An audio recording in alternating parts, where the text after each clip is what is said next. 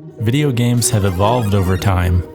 What started out as simple entertainment has grown into a medium capable of delivering deep artistic and emotional experiences. You keep finding something to fight for. Lots of people play games today.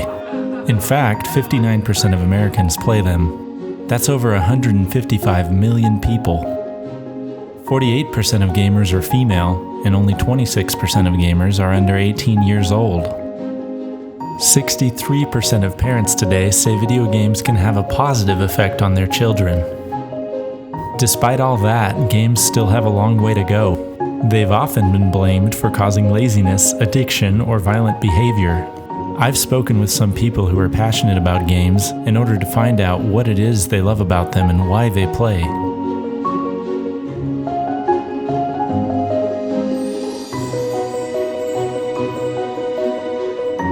Scott Johnson is an artist, podcaster, and avid gamer. He covers a lot of video games in his award-winning shows. When I was a kid, I really only wanted to draw and make radio. For some reason, those were my two obsessions. So I recorded a lot of stuff on audio tapes, and I drew on everything, and I loved video games. So those were my three pillars of interest growing up. And part of that was fueled by the fact that my dad ran a bunch of arcades. Kind of grew up with, having a Pac-Man in the basement and a Battlezone in the garage, and that was just sort of my, my environment. As a kid, I played a lot of role-playing games, Secret of Mana, Chrono Trigger, Final Fantasy III. I loved those games. They encapsulated wonderful storytelling with wonderfully catchy and emotional music. And so for me, it was a full experience. And to this day, when I'm playing games, yeah, I like to sit down and I like to have fun, but really what I'm looking for is to capture the same emotion and the same involvement with the story that I felt as a kid. Video games have become extremely artistic in recent years. In 2013, Journey was the first game to receive a Grammy Award nomination for its beautiful soundtrack. It's not about button mashing or trying to kill people, but about kind of just listening to this really pretty soundtrack and getting your character through this journey. I never felt like so many emotions from a game until I played it.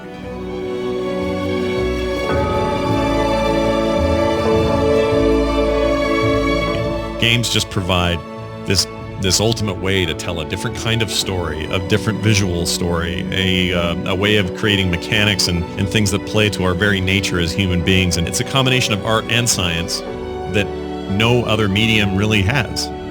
It's an entertainment that you participate in. It doesn't just get thrown at you and kind of pass itself by. You have to be part of the experience. Despite their beauty, not everyone sees games as art. In 2010, renowned film critic Roger Ebert posted a blog to his website claiming that video games can never be art. Which is ridiculous for him to say that, because you could have said, well, film will never be art like a play is, or you could say a play is never going to be art like cave drawings are, or you could go back as far as you want. I think video games sometimes are not considered in the same sphere because they're dismissed just as entertainment.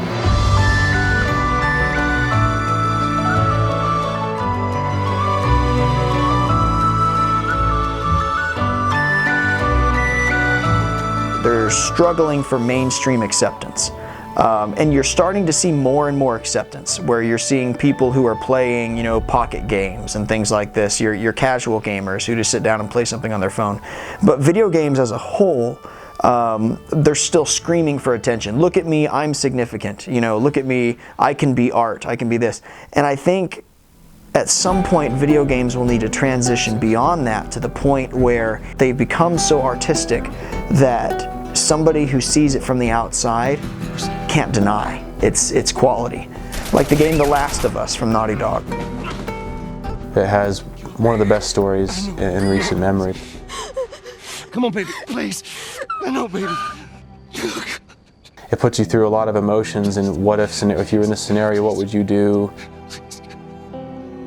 It tells a wonderful, intricate story of a girl, and the main character acts as kind of a father figure to her. That's everything you were hoping for? Takes her under his wing and protects her in an otherwise really sadistic world. Come here. Come here. Hurry up. Come on. Hey there. The bottom line is anything we create that makes us think, challenges the way we think, those sorts of endeavors of all kinds, and video games are among them, are artistic expressions, especially now when people can take tools and for less money and more out of just pure expression can make experiences that you're not going to get anywhere else, that move us emotionally. This happens in video games, that blow us away artistically. And if you're saying those people aren't artists that are coming up with that stuff, if those writers aren't artists who are writing this content, then you're just doing the entire industry and you're doing the great human endeavor a disservice by saying it isn't art. I don't even get worked up about it anymore. I hear that and just go, whatever. That's someone who doesn't get it. Video games still get a lot of criticism for violence. Violent video games have encouraged the killing of innocent people for sport. Video games, to me, are murder simulators, is what they are. Video games have become a poster child for violent behavior and things where the research doesn't necessarily pan out on long-term effects.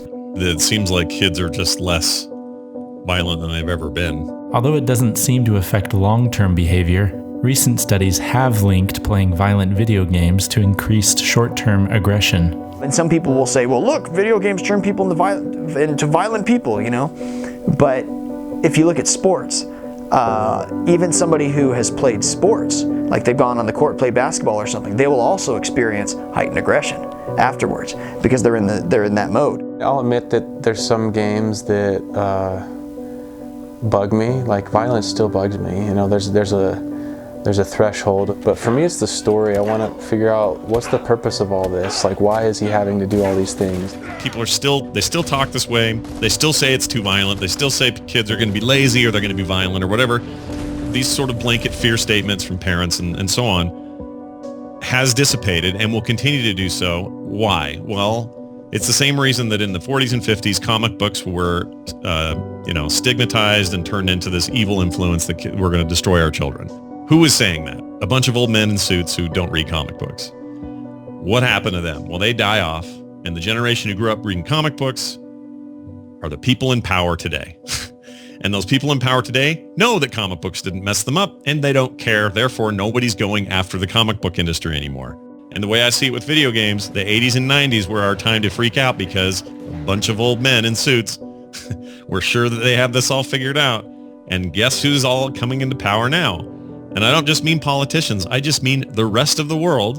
We grew up on video games. We all turned out fine. Many of us are productive, wonderful parts of society and leaders of industry and leaders of men.